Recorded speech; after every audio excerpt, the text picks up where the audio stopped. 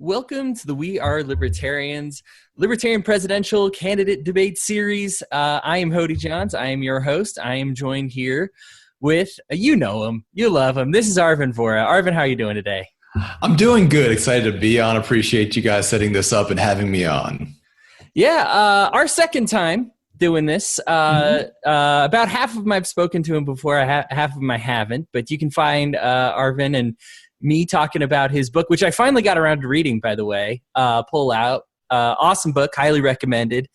Awesome, appreciate that. Yeah, no, it's great. I was excited to see it up there on the, political books, libertarian books, however, it was nice to see that climb in the chain. I'm sure you're happy about that as well. Yeah. It's terrible when you're the only one who reads a book and you want to talk to people about it, but yeah. So let's get right into it. We're asking the same question of all the presidents, just so we can do, or all the presidential candidates, just so we can do an apples to apples comparison to everybody, so that they know where you stand on the issues. And of course, you'll be invited to many debates in different forums, and we'll give you the hardball questions later. But this is just so that we know what President Arvin Vohra would look like. So first things first, every other question is political. So aside from this first one, just tell us about yourself. Who are you? What you do? Occupation, family, whatever you think's important outside of your political life. Sure. I mean, a lot of it's tied into my libertarian journey. I am an entrepreneur. I founded my own education business when I was 22. I'm 39 now, so it's been in business and it's grown and changed. So I've really been very fortunate to be involved in a business where I'm free to innovate constantly. We can bounce ideas off each other, come with new and better ways of doing things. And what's amazing about being able to be an entrepreneur in an unregulated area is that you can really try out new, great ideas all the time. And I would say that from year to year, even month to month, our business isn't even the same. It so quickly changes. We don't stagnate. We constantly change. And that to me is something that I would like to see a lot more people have the opportunity to do. It's something that I think a lot more people can do or would do if they weren't, hamstrung by government. I'm sure we'll get into that later. Sure. I'm also an author. I've written several books. Some of them have been published internationally. Some of them haven't. Pull Out, because of its incendiary content. I'm not waiting for it to be published in China anytime soon. However, my book, The Equation for Excellence, How to Make Your Child Excel in Math, that was published both here and abroad in China. So, I've had some reach in that type of areas, and those types of areas. What really drives me, both in a personal sense, is a pursuit of both freedom and a pursuit of excellence. That's why I dedicate myself to education. I think education is the most important part of any society, any culture, however you define education, but what shapes us to be better than what we are. To me, that's the center of all of it. And I really would like to see a world in which government wasn't involved in education so that it could thrive and be better the way that government-free areas are. Yeah, I actually got, and I was a bit of a nerd. I got mediocre to good scores in math, but then I got like a perfect score on my ACT in math. And I was like, well, apparently I'm better at it than my teachers seem to think I am at it anyway. That often does happen. Yeah. So let's bleed right into it. Let's get your libertarian journey. Where did you start? I find nobody's really native to it. Everybody seems to get there. So how did you get there? I got there earlier than most people. I at a very young age, I wanted something that was what I thought the Republicans said they were about economically and what the Democrats said they were about socially. And a friend of mine told me about the Libertarian Party. And that made me a libertarian, but maybe more nominally. What really changed that, what made me more active, was seeing how much damage government does to education. And I wanted, because of the way that my business is, we work with students from public schools and private schools, homeschool, all these different methods of education. And I wanted to be able to stop the damage that government is doing to the younger generations, that it continues to do, that continue to have repercussions on people as they grow up. I wanted to be able to stop that damage. And that damage comes from government. To me, getting government out of education, ending all government schools, all government subsidized schools, all government regulated schools, all government funded schools, to me, that is one of the most important things that we can do to improve the United States. I want education today to be what the tech sector was. I want it to be a place that has great and innovative jobs, creates all these choices for people, where people have a million different choices of the kind of education that works for them. I want true free market education with no government involvement of any kind. And so that to me was what really transformed me from, the kind of passive, just, I called myself a libertarian, but didn't really do anything about it, to someone that became much more passionate. To me, getting government out of education is one of my number one goals.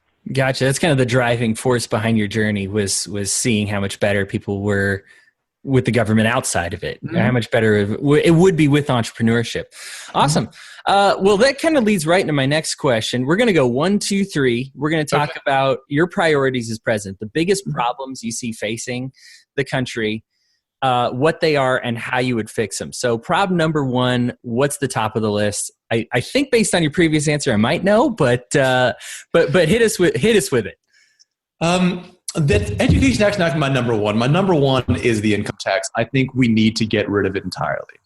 And that needs to be achieved by cutting spending, dismantling most government departments, if not all, and just ending the federal income tax entirely. Ending the federal income tax, it's great for people domestically because it encourages people to actually work, and it gives you that great incentive. But as our economy becomes more global, it's actually much more critical. We're already seeing record numbers of people leaving the United States, abandoning their citizenship to go to places with lower taxes. At the same time, you think back to when the Rolling Stones left England because they wanted lower taxes. They became American citizens. That's what I want to see. I want to see the best, the brightest, the artists, the innovators, the engineers, the doctors, all the great people, the people who are great in a way that maybe they don't know yet, but are going to be doing something amazing. I want those people to come to the United States. And so to me, ending taxes is not just about what we're doing here, but actually about making immigration better. I want to attract the people who want no taxes. And at the same time, I want to make it easy for people who don't want to be part of a no-tax country, or make it easy for them to join another high-tax country if that's what they want. So my number 1 goal is to end the income tax by cutting government spending. That's a great goal. It almost juxtaposes or goes hand in hand with kind of cutting down on some of the welfare programs that libertarians talk about. It's like, we don't want them coming here because of free money, but we do want them coming here for their money, for what they actually contribute. That makes a lot of sense. Problem number 2, what do you think it is and how would you address it? Education. Okay, there you go. And to me, that's something that can be addressed to a certain extent at the federal level by ending the Department of Education. And that includes not just the part that deals with secondary education, but ending the federal student loan program. The federal student loan program has allowed colleges to get away with murder, charging exorbitant tuitions that don't make any kind of sense. If you attend a private college in America, you're paying over $100 an hour to sit in a lecture.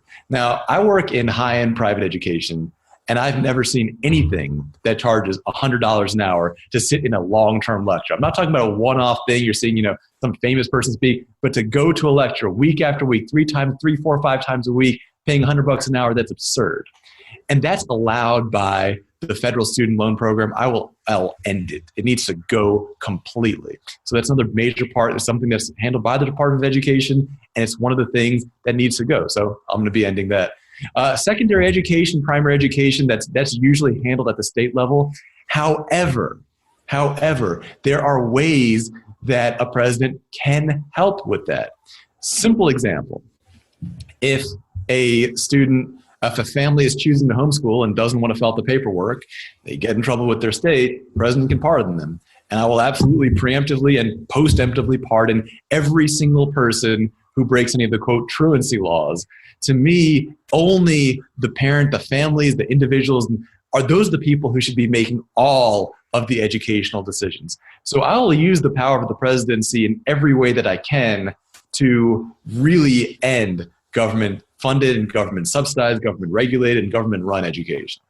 It'd be nice to see pardons used on good parents as opposed to political allies that have helped donate to your campaign. It'd be a nice change to see. All right, third and final problem. Well, obviously not final problem, but your what's your bronze medal of problems, and how do you go about it? U.S. foreign policy, the idea that we're still acting as the policemen of the world, the idea that we are essentially providing socialist Europe free military protection in exchange for basically nothing, that kind of stuff is just stupid. We don't gain any safety by being allied with France. France does gain safety by being allied with us. And what we're doing is we're basically in a one-sided military alliance where we just end up paying a bunch extra, having many more American men and women get either maimed or killed, psychologically damaged, because Europe doesn't want to, or just maybe they do want to, but they found that they don't need to provide their own military defense because we're foolish enough to provide it for them. This is actually having, in addition to the massive negative primary consequences of killing people overseas, of damaging people at home, of wasting money, of misdirecting resources. In addition to those primary effects, it's having negative secondary effects. In most countries, the military tends to be largely staffed by men. Not 100%, but largely. And as what we're seeing in Europe is essentially what I consider to be human rights violations happening constantly.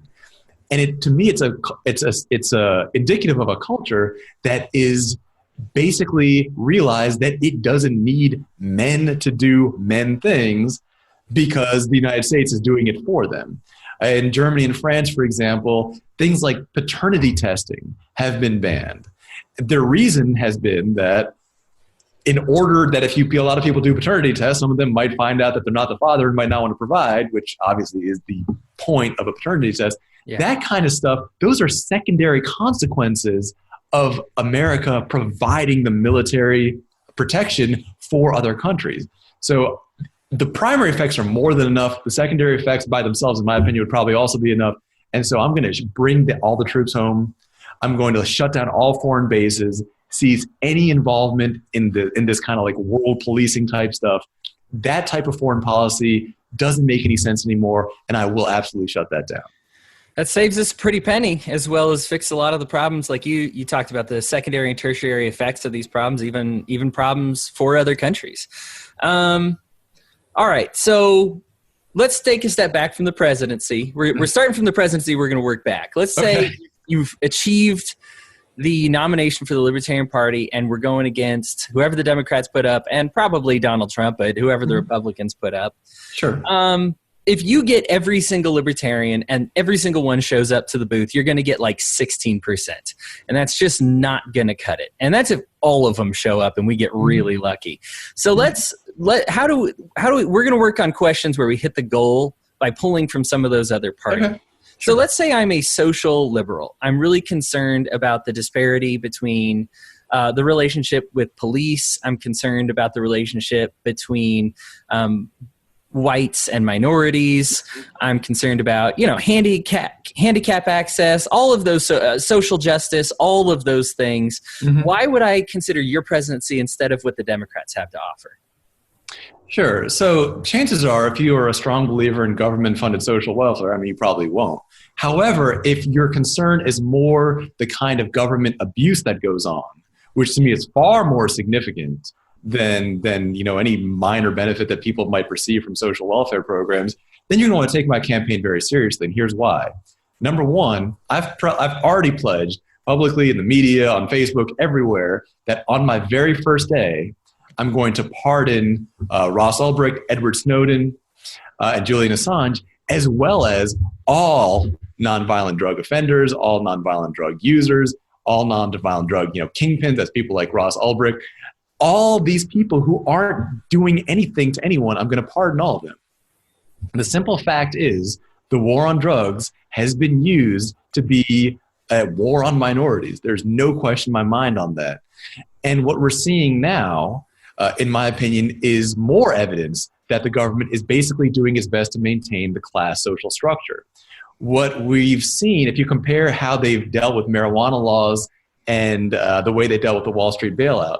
Yeah. When bankers fail to do their jobs and put the economy into a tailspin, and rather than letting them, starve or, have to take their kids out of private school or, do something, the government bailed them out because these are the upper class and we want to make sure they stay the upper class.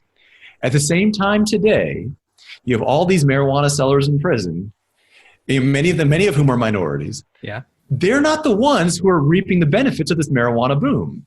The people who are getting the benefits of the marijuana boom through careful regulation and all kinds of stuff are, again, people who are already upper class. And what we see is there's no question that government is working to actively maintain that class structure.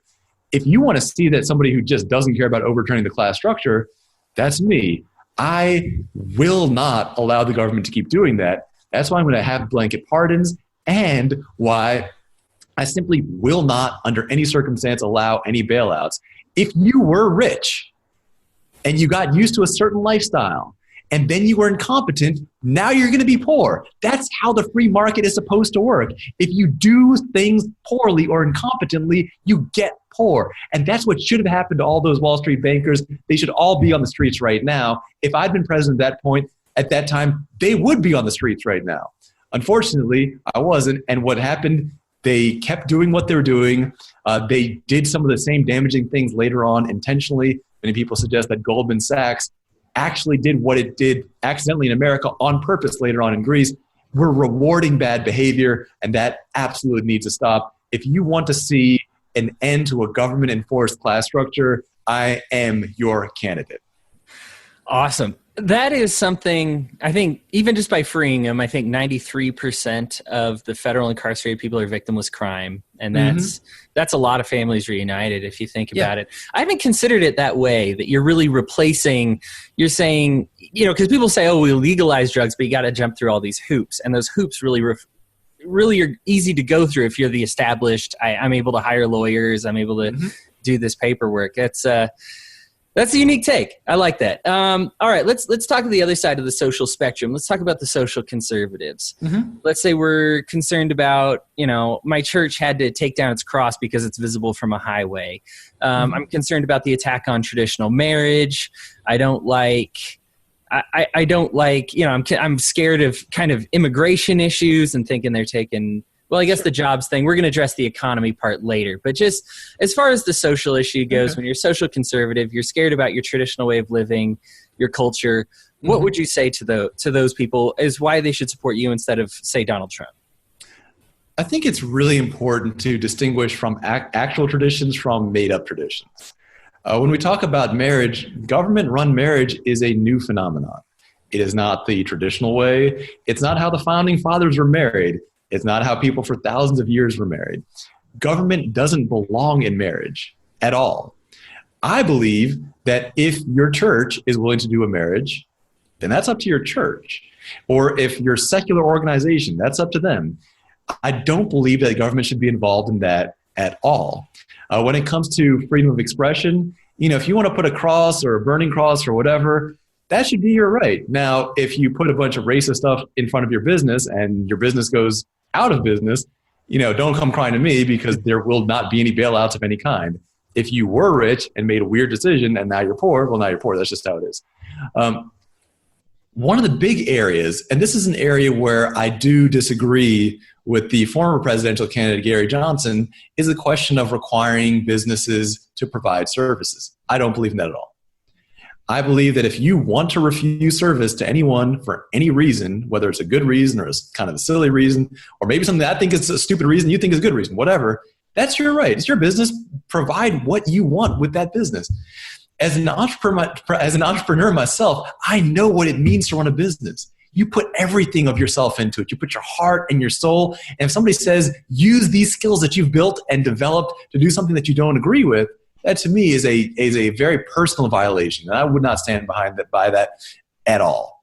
If you are a social conservative and you want to refuse to provide a particular business, and you do, and you get in trouble for it, I'm going to pardon you right away. If it's a racist reason that I disagree with, that's not your problem. That's my problem. If I disagree with it, as long as you do not hurt anybody or steal from anybody, I'm going to have your back, and I will pardon you immediately. You will not even have to enter, or maybe you need to get into the courtroom before I can pardon you, but as soon as I can legally pardon you, I'm going to pardon you. And so that is to me my message to social conservatives. The second part of that is most social conservatives, not all, but most, deeply believe in personal and individual responsibility.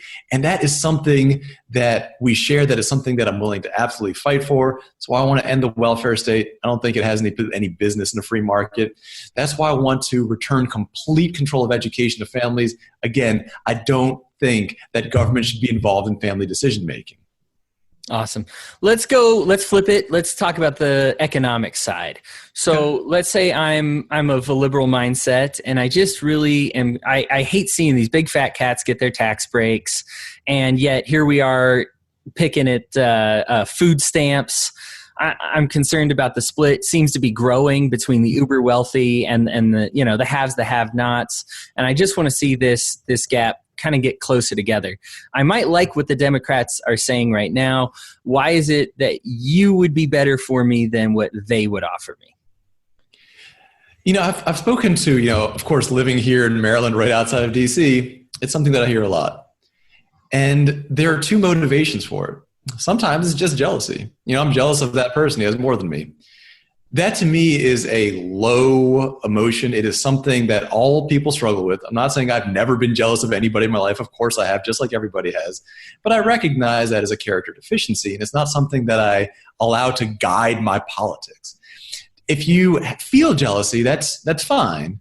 But if you base all your actions on jealousy, that to me is selling yourself short. We can all be better than that. We're all going to feel jealousy, but we can all choose not to act on it. But when I really talk to people about this, it's not usually jealousy. It's not maybe 1 in 100 times, maybe 1 in 1,000 times. Most of the time, it's the unfairness of it. And there's a lot of unfairness that goes on. Why should a billionaire football team owner get taxpayers to build him a stadium? I don't think he should. Why should one big, powerful company get tax breaks that other people don't? I don't think they should. Now, the solution of punishing everyone equally, I don't think that's a great solution. I don't think that what we need to be doing is saying, this person has to pay, I have to pay 20% taxes, so this person should also have to do it. What I say is if that person's paying no taxes, you should also pay no taxes. Somebody asked Ron Paul once that, he said that, 50% of people don't pay any federal taxes. What do you think about that? And he said, we're halfway there. And that's how I feel. I don't want to add more taxes to the wealthy. I want to remove all taxes from the not wealthy. And the special privileges that we see government handing out, I want to end those special privileges. Those are morally wrong. Those are unfair. They're unjust. They have no place in any kind of a decent society. My way of doing that is not to give everybody special favors, but to give nobody special favors. I want government to be so small that it cannot give anybody unfair special favors. Listen, you and I, the people listening to this, we're not the people getting the special favors. We should be fighting against those special favors, not by saying take away the tax breaks from the wealthy, but by saying give tax breaks to everyone. As somebody who wants to end the income tax, obviously that is one of my major priorities. You'd rather see an equality in freedom as opposed to an equality in punishment. I think that's a much better system of messaging there. Flip it over to the Republican economic side now. I hate the fact that everybody's attacking my boss and trying to extort them. I don't like the size that the government has gotten to. I'm still concerned about defense, and I really want to make sure that we still have that intact. But it just seems like big government keeps growing and growing. Why is it maybe you would be better than, say, Donald Trump, who we're probably going to get from the Republicans? Sure. When it comes to fiscal conservatism, it's going to be very difficult to find somebody that's a stronger believer in fiscal conservatism than I am. My goal is to cut federal spending by about as much as possible. I want to cut federal spending in every way, in all ways, as long as it's something that the federal government doesn't absolutely need to be doing, I'm going to end it. And so if your goal is fiscal conservatism, you're not going to, Trump is not trying to end the income tax. He's not trying to cut spending. He's been increasing spending the way other presidents have. I'm going to cut spending to the ground. Yes, I will be laying off a lot of federal workers. That's part of it. And you know what? That's going to actually help the economy a lot, because those people, they're not idiots. They're hardworking. Some of them are hardworking, and the rest can become hardworking. The reason that I know this is I grew up with two parents, both of whom were civil servants, and both of whom left and then became hardworking. I've seen the beauty of it in action. I grew up with that. It's an incredible transformation to see someone turn from a stifled bureaucrat to somebody who's passionate and hardworking and excited. I mean, that's the kind of changes that I want to see. I do want to address one thing for Republicans, because this is something that comes up a lot, and that's the immigration issue. I am somebody that believes in open borders and no welfare. And that scares the hell out of a lot of Republicans. And I want to address that right now. We already have a system of open borders. Detroit is about as dangerous as any part of Mexico. And anybody from Detroit who wants to can go right now to Beverly Hills or Palm Beach. However, the rental prices caused by the free market make that an unlikely move to happen. The only people who move from places like Detroit to Palm Beach or Beverly Hills are rap superstars like Eminem. I mean, it's not a very common thing to happen. Mm-hmm. Today, we have a problem with immigration, but it's not an immigration problem. It's a welfare problem. We have people coming to America for welfare. There's no question about it. That's why I want to end the welfare state. I want people like the Rolling Stones immigrating to America the way they did. I want Dyson to immigrate to America. I want every great entrepreneur to immigrate to America. And I know a lot of people say, well, if all these smart people come here, isn't that going to threaten our jobs? No, it's going to prevent your company from going out of business. Detroit already tried the thing about making sure that great skilled engineers from other countries didn't come over there, and they didn't, and the whole thing failed. When they blocked foreign labor, and Detroit successfully blocked foreign labor, in fairness, they said no foreign labor here, and they got their wish, and then they lost everything. We are in a global economy. That means we need the best workers here. My first step in immigration, by the way, in addition to, of course, working at the welfare state, is to just get rid of the H-1 visa cap. Those are skilled workers. Those are the people that help companies survive. Like your IT guy, the computer programmers, the engineers that help your company continue to exist. Those are the people that I want to bring over here. And that's when I want to get rid of the H-1 cap entirely. They're not going to threaten your jobs. They're going to prevent the companies you work at from going out of business. And so I know that immigration can be scary. Trust me on this. The way that I approach immigration is much more about bringing over the best and brightest. I'm not trying to bring it over a bunch of welfare leeches. In fact, there's not anybody who hates welfare more than I do. Sure. Well, I mean, if you axe welfare, it's kind of tough to take that incentive anymore, isn't it? That is true. All right. So we're going to take a step back now. We're done. But even before we've made the nomination, let's try to go through your own primary there. Let's talk about the primary within the Libertarian Party and appealing to all those guys. So we got a lot of different factions. I'm just going to break them down into kind of the four big ones right now, just so it's a little easier. But I know you know a thing or two about the factions. Let's start with the left, the Libertarian Socialists, the Mutualists, Mike Shipley, Sam Coppinger, Matt Keno, that type of mentality where they say, I'm still libertarian. I still believe in a voluntary society.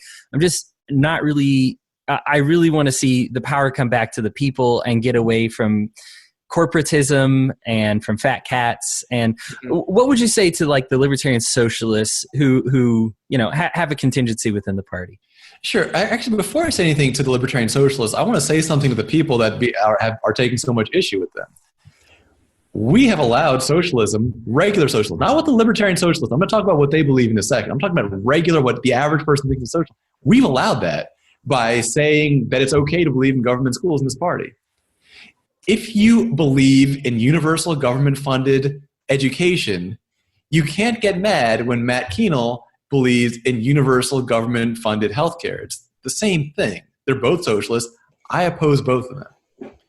However, when it comes to true libertarians, there is such a thing as libertarian socialism. And that is that individuals buy a private property and share their wealth and do whatever they want with it. To me, that's fine. That's perfectly fine. Now, often you see people who pretend they only believe in libertarian socialism start to believe in state socialism right away. That's where we need to say no level of state socialism is okay. You cannot say government schools are okay and then get mad when people say this other type of state socialism is okay. No state socialism, no welfare statism of any kind is okay. I will fight every part of it tooth and nail. I have been fighting every part of it tooth and nail. I fought it so hard that individual state parties, individual caucuses, when I was vice chair, even called for my resignation on account of messaging related to my desire to get rid of government schools. Other issues also came up. Those are separate things, and we can certainly get into those if you want. But one of the big issues was the government schools issue. When I was in Connecticut, which is a little bit more, it's more of a blue state. When I was in Connecticut talking about ending government schools, the amount of backlash I got in that room of just libertarians blew my mind. That mindset must change. Libertarian socialists, if your goal is to share your own wealth and have your own mutualist societies, you know what you need? You need an end to property taxes. Because if you don't have an end to property taxes, that libertarian socialist mindset is never going to happen. I am working to end all taxes. And part of ending property taxes is ending what the property taxes pay for, which is by and large government schools. I want to end all government schools. I want to end all property taxes. Some of those are state things that I can't do directly, but I can certainly encourage other people to do it and use various techniques. And Trump has shown us how a creative president can use a lot of various techniques to make things happen. And I'm going to be doing that for every level of taxation. Awesome. Let's move over to the libertarian right, kind of the capitalists, ANCAPs. You got the Mises Caucus, Michael Heiss, Joshua Smith, some of those guys who just, Tom Woods, Eric July, the guys that relate more to the right side of capitalism, that kind of see a little bit of a threat from the social justice warrior movement, but they really are concerned about economy. Why would you be a better candidate for them than one of the other libertarians they might consider? I mean, that one's going to be kind of maybe almost too easy. I'm a pretty hardcore, outspoken, unapologetic ANCAP, and there's no question about that. Even though in public appearances I message to a minarchist level because I believe in putting forth a message that we can all agree on, I believe I'm an ANCAP. I put ending welfare as one of my top priorities. Ending the income tax is my top priority. So, if you want something that's unapologetically ANCAP, who's going to push those issues, who's going to make the debate about those issues, then I'm your guy. Great. One more extreme faction of the party. Let's just talk about the outright anarchists. Some of them even have a problem voting at all. But they just are, they want to see the government gone, the state gone. The majority of their concerns with libertarian candidates are that they just want to do the state run their way. How would you message it to them to say, no, this is about decreasing or eliminating the state as opposed to just doing the state right? I mean, I think I've proven my credibility with them. There's a lot of people in the hardcore anarchist movement, they get tired of libertarians being, what they call bootlickers, constantly kowtowing to the various symbols and sacred cows of the state. I've made it clear that I'm not backing down from a group just because it's popular. I've said it clearly, and I'll say it again now in case anybody's forgotten, that at this time in history, it is not moral to join this country's armed forces because what they're doing is immoral. At this time in history, it is not moral to join this country's police in any state in the United States because what they're doing is immoral. Being a police officer today is immoral. It is morally wrong. It is not moral at this time in history to be a government school teacher. Working at a government school is morally wrong. And I've said that, and that's a level that most libertarian candidates haven't gone to in the past. It's a reason that I myself have often been kind of lukewarm about some libertarian candidates in the past. If we are going to change government, we have to change culture. The simple fact is that this culture that we have today, this culture right now, has produced this government. And if we got rid of this government right now, this culture would recreate this exact government. And I know a lot of people say there's no way they would do that. They already just did that. During the shutdown, we got rid of a small little part of government, and both the left and the right, everyone clamored to bring it back. This culture, if we get rid of government, will demand its return. we have to change this culture. And I am the person who will fight that cultural war. I'll fight it tooth and nail. I'll fight it no matter what the social or public consequences are. You already know that the social consequences, that the inter-party consequences, the external consequences, they don't scare me. Whether it's people calling for my resignation because I simply will not say that it's good to be a soldier, or whether it's people calling for my resignation when I say that government should not be making sexual decisions, or whether it's people calling for my resignation because I say that being a government school teacher is morally wrong, whatever the reason is, I have shown that I will not back down from those, and that above anyone else who's running, I know how to turn my issues into the center of discussion for a large group of people. Yeah, to the culture argument, you just look at the primaries between the Republicans and Democrats. I mean, they gave us the craziest people they could have given us. I mean, it's we get a chance every 4 years to do it differently, and we never do it differently. So it's definitely something we're focused on in the culture war. I will take an aside here, sure, just to say I know I was one of the ones who called for your resignation in the past. I regret it.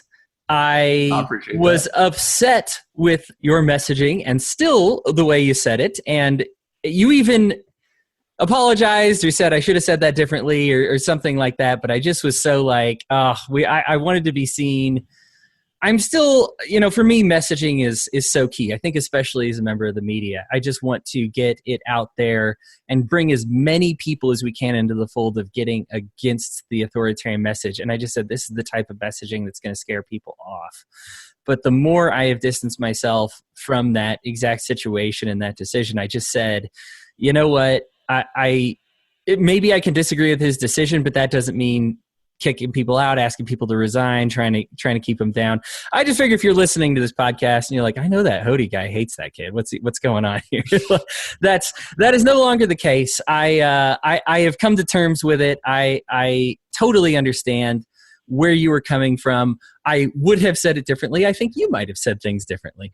But yeah, I mean, as you mentioned, there were things where I said something that I thought would be funny, and I was like, well, it's not funny. It's just kind of a stupid joke. And I took, if I say something that I think is wrong, and I do sometimes, I either just take it down immediately if no one's really seen it, or if people have seen it, I apologize immediately for it. That's happened a couple times. It's happened maybe once or twice. I got a lot of publicity, but it's happened a few times where I put up something or shared something that, maybe I thought was kind of funny, but, later on having realized, really the impact of it, it's not a fight worth having. When it comes to things like, whether or not you should be joining the military, that to me is a fight worth having. Yeah. Because when I see the Libertarian Party turn just like the NFL into a military recruiting organization, to me, that is not something that I'm willing to let by and watch happen. That to me is not okay.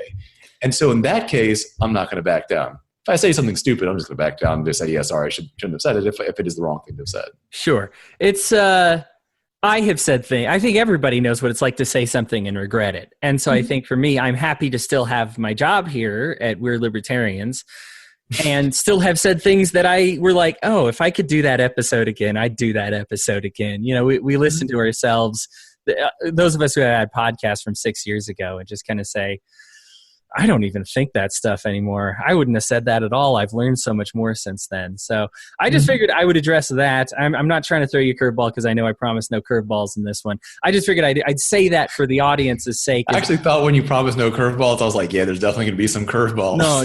None of that. We're just, I'm only bringing that up just so that people understand kind of where if they know the relationship between you and I and sure, they wonder what's going on in my head. As of right now, I am completely open on the libertarian field. I'm loving these interviews so far because it's just given me, and maybe I'm even doing it for myself more than my viewers. Who knows? We'll see what happens. But I've loved to hear everybody's perspective because it's kind of created some clarity as far as the directions that I might go when I endorse somebody. But you are, I guess you should know, you are definitely still in the running. It's not like one of those guys where it's like, there's no way I'm going to do this, but I got to interview him anyway because it's my job. Okay, let's talk about the moderates, the minarchists. I know you talked about your messaging kind of gearing towards them. Traditionally, they're the ones who actually show up to the convention. They're the majority of the delegates. The majority of them are very small government. These are the same guys that, and forgive me for presuming, but probably would have given us Bill Weld. They gave us Gary Johnson. They've given us Bob Barr. These are the change comes in a suit people. How do you make your messaging suitable to them, especially because they're probably the biggest, I guess, hurdle for most candidates in order to get into that presidential status? Sure. I'm going to address that from a few different angles. One is a philosophical angle. There's a difference between a minarchist and somebody who's just not a libertarian at all. So, for example, minarchists do believe in government courts and they do not believe in government schools. That's a minarchist. Mm-hmm. If you do believe in government schools, you're not a minarchist. You're just somebody who has some views, but those aren't minarchist views. If you're a classical liberal, you still don't believe in government schools. If you don't believe me, look it up on whatever your preferred method of looking things up, what a minarchist is, what a classical liberal is. Doesn't involve things like government schools. It does involve things like the government running a court. It's those who have seen my public, my major media addresses or major media interviews, I should say. I speak from a minarchist perspective because I want to speak our views from an area that we all can agree on, that all of us who are here in good faith as good faith libertarians, either minarchists or anarchists can agree on. Minarchists and anarchists are going to disagree on whether or not government should be involved in courts. I personally don't think so. And I've spoken a lot about how most of us don't go to government courts. We call our credit card companies if we have a dispute. Those type of things. Those are interesting things to talk about to libertarians. But when I'm talking to the media about to the broad stream media, I speak from a minarchistic perspective. That to me is the role of a representative. Now there are people who aren't. It's not that they're minarchists in a policy sense. When they say they're minarchists, what they mean is they want someone with a nice resume. I don't think that resumes are that important. However, if resumes are very important to you, I do have a pretty good one. I graduated from an Ivy League school in math. I've started my own business. I'm an internationally published author. I've been on media not just discussing politics, but also discussing education. I have a track record that is respectable. I don't think it matters. I don't think it has anything to do with anything. But those who are looking for a resume rather than principles, I can offer both. I think my principles are more important and, in my opinion, more impressive than my resume, but I do have a resume. When it comes to another issue that minarchists often have is that they want their representatives to dress in a way in sort of standard business attire. I've run a business for a long time. I've been the vice chair of the party for 2 terms. Before that, I was representative at large. When I'm doing politics, when I'm doing business, I dress according to the needs. I don't think it's that important. I think principles matter and the kind of clothes you wear don't. But if they matter to you, you're not going to be disappointed with my wardrobe. But what it really comes down to is this. I don't think that minarchists are like sort of just dumb, hidebound people. I think most minarchists are open to exciting ideas. They've already come halfway. So many of them want someone who's going to get up there and really fight for their causes that are going to actually make the cultural changes that they want. And I'm that type of person. I'm not going to be pulling punches. I'm not another Gary Johnson who's going to basically make sure that none of his policies are known to anyone. I will make libertarian policies, libertarian ideas the center of American political discussion, as I've done with many issues in the past in the libertarian movement. If you thought that was a big group talking about something, just give me the nomination and I'll show you what it really looks like when you make a big group of people focus on something controversial. If you want to know what they're going to be focusing on, they're going to be focusing on pardoning, jury nullification, abolishing government schools, Bitcoin, and ending the income tax. Great. And I got to say, I vouch for Arvin on the suit. You can find him anywhere. He looks great. If you're listening to this on Spotify or iTunes, flip it on over to our YouTube or we'relibertarians.com because you can actually see Arvin in his full glory. He looks fantastic, and he always does. Does just great there. So let's talk about the nuts and bolts of a campaign. I've worked on a presidential campaign before. They're long, they're tedious, and the president themselves, or the presidential candidate, spends 90% of their time fundraising, 7%, 8% of the time talking to people or at some big convention making a speech, and the other 2% of the time like sleeping. It's a rough life, and it's something you need a plan for. Do you have a plan in place? If so, what is kind of your plan? What's your structure there? Sure. My plan has been, and this is a plan that's been going on for several years now. I want to give you an example of the scope of things that I've already done as part of this plan. I knew that if I was going to run for president, I would need to be mobile. One of the things that I did is I went through a very complex process of moving my entirely in-person education business into an entirely online education business. Those who work in education can probably tell you how difficult that is. That is something that I've already done in preparation for this. So I've made sure that I'll be able to be anywhere in the country that has a reasonable-ish internet connection. If I'm somewhere with an internet connection, I'm going to be able to do that. I've also trained my staff to take over from me. So even if I'm gone for months at a time, my business can run without me physically being there. And so depending on how heated things get, that's going to be there. Within the campaign, though, there's going to be one very important difference between my campaign and the Johnson campaign in terms of logistics.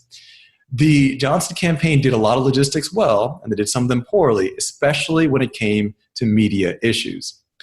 Often, major media outlets would end up through desperation contacting just because I was somebody who was vaguely connected to the Libertarian Party and therefore maybe indirectly connected to the Gary Johnson campaign.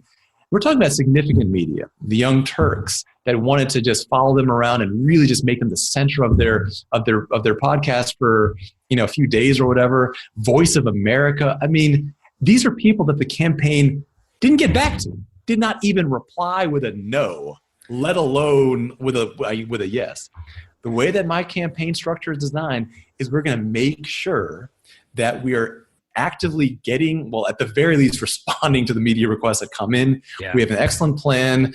It's maybe a little bit tedious, but it's a well-designed, logistically well-designed plan to do media outreach and all that kind of stuff. When it comes to fundraising, I think that I have the beginnings of a pretty solid fundraising team. I know that if I get the nomination, you're going to have more people who are going to come into that. Even right now, though, fundraising is something that I've done before as the Libertarian Party vice chair. I've experience with it. I've done it through both, whether it's working with major donors or if it's the kind of more grassroots type fundraising. As a simple example of the former, talking with big donors, I think people get what that's like. In terms of the grassroots fundraising, when I was a representative at large, this was during the Sandy Hook shooting, I was the one that spearheaded the fundraising towards having YouTube and radio advertisements that were about getting rid of gun-free school zones at that point. This is while the NRA was basically silent, the Republicans were saying nothing. We were the only ones doing anything. And that's an example, if you want to look back in the archives of a kind of more grassroots fundraising approach. Yeah. I'm ready to do either kind. I have experience with both kinds. And I do think that as a businessman, my experience with logistics, at the very least, is something that's going to come in quite handy. Great. Yeah, I think a lot of times with libertarians, we shut up when we shouldn't shut up, if that makes sense. There's times when we say, oh, well, this is time that we need to kind of be quiet about our values. And Sandy Hook was a perfect example where I said, no, this is the reason. This is the reason we have these values. So, yeah, I appreciate that. Very last question. Okay. If people are interested in your campaign, interested in you, want to talk to you, love you, hate you, want to volunteer, want to talk smack about you, where's the right place? Where's the right place to? My website is votevohra.com. That's VOTE, you're voting for president. And my last name is spelled V as in Victor, OHRA. That's votevohra.com. Votefor.com. Great. Arvin, thank you so much for making the time to come onto the show. I really appreciate it. I will be sure, I'm running through this with all the candidates that really reply or accept the offer. And we'll be opening this back up again. We'll be doing other episodes that will have curveball questions that I won't give you beforehand. And I appreciate that. I'm looking forward to those. Yeah, people can see exactly how well you think on your toes. And as well as debates between candidates as well. We're just running through this first so that everybody kind of gets a baseline at who these guys are, and then we can see how they go head-to-head in the playoffs. But I really appreciate you taking the time and coming out here. Do you have any last words for the audience? Just thank you for having me on. I really appreciate what you're doing. And the simple thing, what you're doing right now is the number one thing we need to be doing, which is we create our own infrastructure with you. We are creating our own media. You are creating the libertarian media. That's going to make a huge difference in 2020. Awesome. Thank you so much, Arvin. And if you enjoyed this podcast, help us keep it going. Join our Patreon, get the benefits there. Visit us on Facebook, share our media. We're not even asking for your money. Just spread this around to your friends. If you heard something that you like or didn't like, throw it on Facebook. All attention is good attention as far as I'm concerned. We'd love to hear from you, love to hear what you think about, and we're just really interested in the conversation. So again, Arvin Vohra, thank you. We're Libertarians. Signing off. We really appreciate you listening.